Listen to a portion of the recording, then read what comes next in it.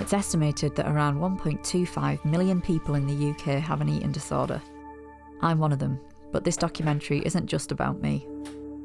In my recovery, I've been active on social media, which has given me the chance to connect with others going through the same thing I am. In this documentary, you'll hear from people who know best the reality of eating disorders and the possibility of recovery.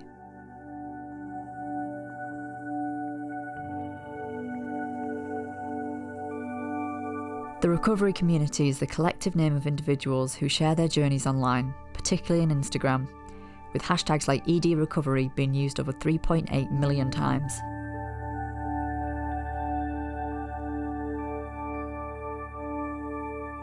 I put out a post on my Instagram asking if anyone wanted to be involved by sharing their stories. So many inspirational people responded, and Evie's one of them. So I first got diagnosed with anorexia when I was 12. It kind of developed over me just not liking my body, and then my mum was ill at the time, so I felt like I didn't have enough control, so I kind of turned that control onto food. It was quite quick, my recovery. I kind of came out of it in about 9 months. And then when it got to exams, in GCSE exams, I found that I didn't have control again. My mum kind of said to me, "Do you have a problem again?" And I was like, "Yeah." And this is the thing, when I was younger, I kind of hid from the fact that I had an issue, whereas now I feel like I'm a lot more open about it. And as I got older, I was like, yeah, I do have a problem. It wasn't like this taboo thing. I got admitted into day patient. I was in there for about 3 months.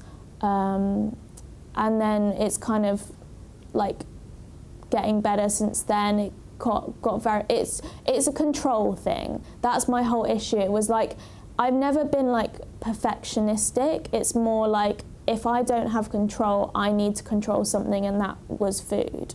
Would you say that like your account in the recovery community has like helped you, hindered you?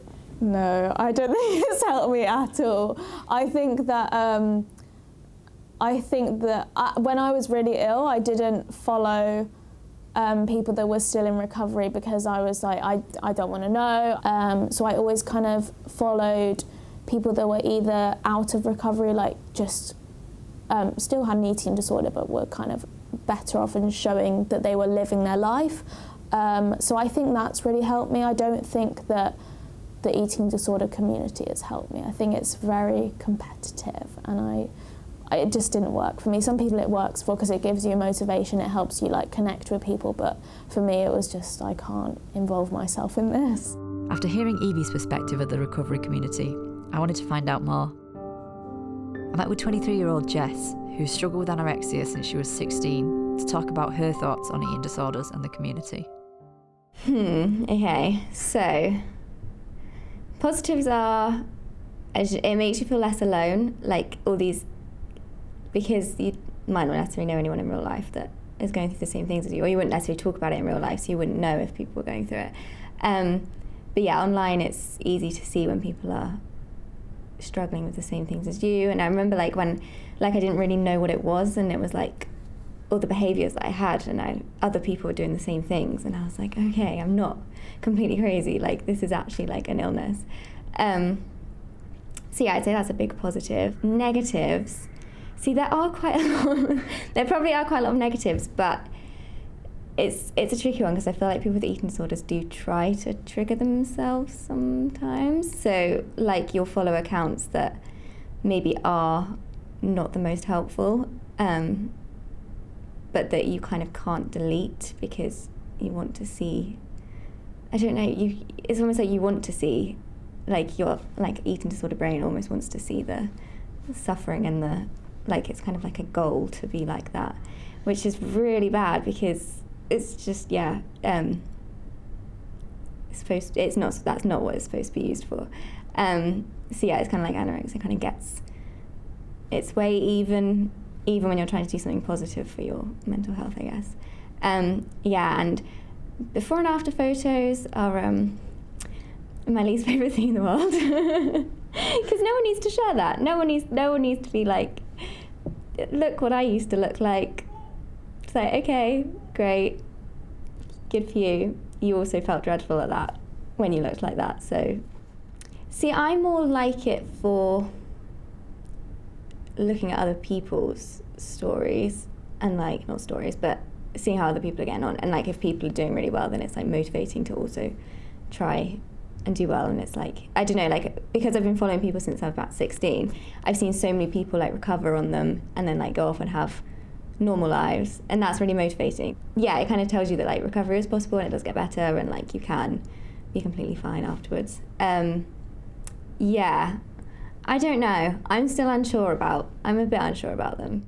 From speaking to Jess and Evie, I got the impression that there's a lot of negative sides to the community as well as positive. I wanted to get a professional's view to explain not only how eating disorders may manifest, but also how the illness may react to social media's influence.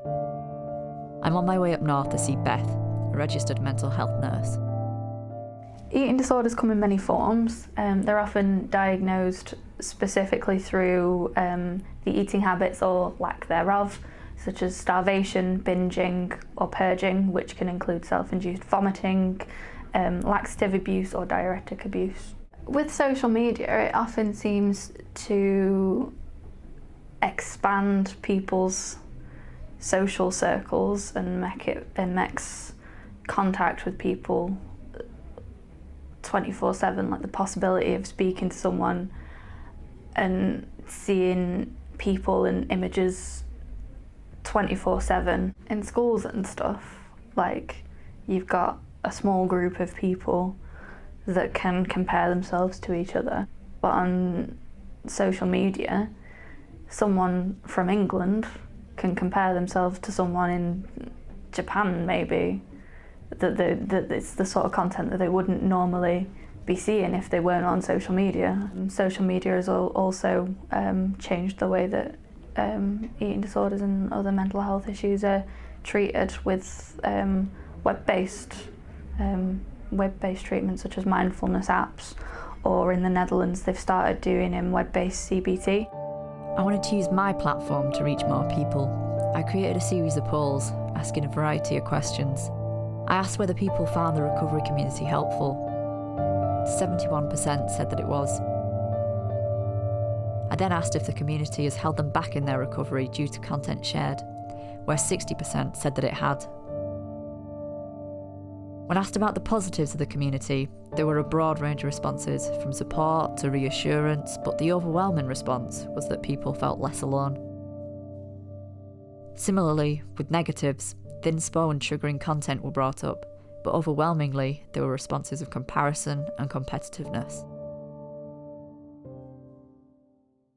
So what would you say like the biggest misconception about eating disorders is, and what would you say to tackle that misconception? Ooh, that is a big question. I've had where I've been talking to people and I've been like, yeah, so I have anorexia, and they'd be like, oh yeah, sometimes I don't like eating either. And I'm like, no, that's not what it is.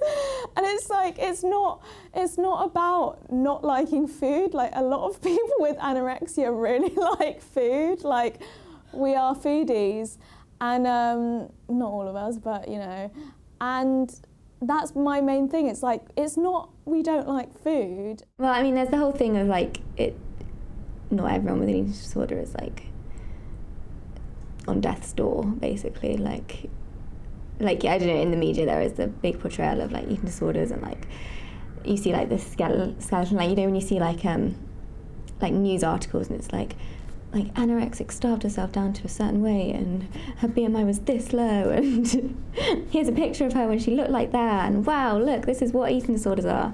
And I think I think that's a massive misconception, because there's so many people that are struggling with other eating disorders as well that aren't recognised at all, or like their struggles are kind of invalidated just because they kind of look normal. There are a lot of misconceptions around eating disorders, one of which is that eating disorders are illnesses for females. What are your thoughts or experiences of this? Well, as a nurse, whilst a lot of the people that we are treating are females, then it's not completely true. I think statistics show around 20% of people with an eating disorder are actually male. It seems to be that there's no one way of experiencing an eating disorder. Likewise, there's also no one way of experiencing the recovery community. Some find the community a positive place to uplift yourself and others, where others see it as a negative place filled with triggers and disordered comparison. But one thing's for sure, social media makes our world smaller and allows us to connect with people we otherwise wouldn't meet. Maybe they have a story you can relate to.